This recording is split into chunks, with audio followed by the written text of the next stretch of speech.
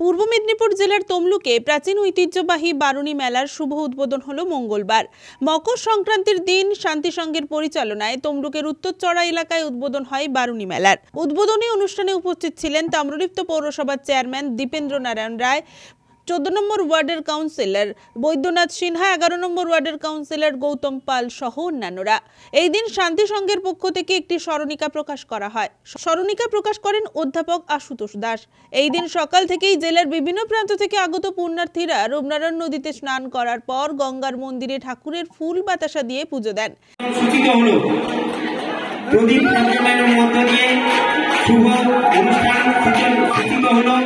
শুরু হলো আমাদের 55তম বার্ষিক বারুণী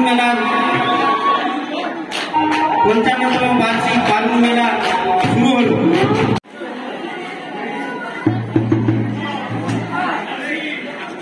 এই সকালে আমাদের এই শুভ সূচনা আজকে আমাদের মধ্যে উপস্থিত হয়েছে ডক্টর দীপেন্দ্র নারায়ণ রায় মহাশয়,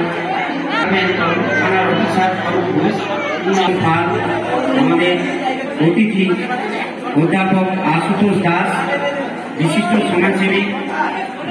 মেলা চলাকালীন প্রতিদিনই থাকবে সন্ধ্যাকালীন সাংস্কৃতিক অনুষ্ঠান।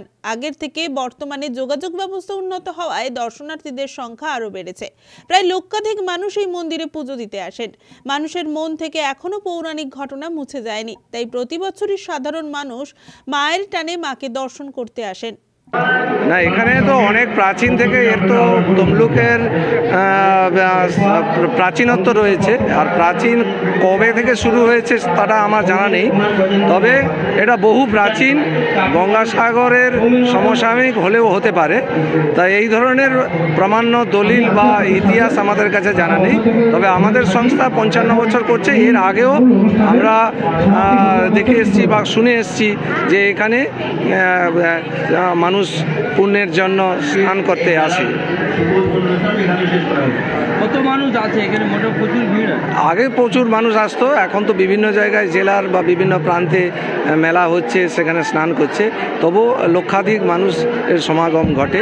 তবে সাম্প্রতিককালে দেখা যাচ্ছে যে সমাগমটা সেটা বাড়ছে যাতায়াত ব্যবস্থার জন্য সেটা। আর তাছাড়া তমলুকের একটা ঐতিহ্য বা তার যে পুরাতত্ত্ব বিষয়টা রয়েছে বা পৌরাণিক বিষয়টা রয়েছে, সেটা মানুষের মন থেকে মুছে যায়নি, তাই তার টানেই স্বাভাবিকভাবে প্রতি বছর মানুষ দলে দলে আসে। ব্যুরো রিপোর্ট, খবর BCBS।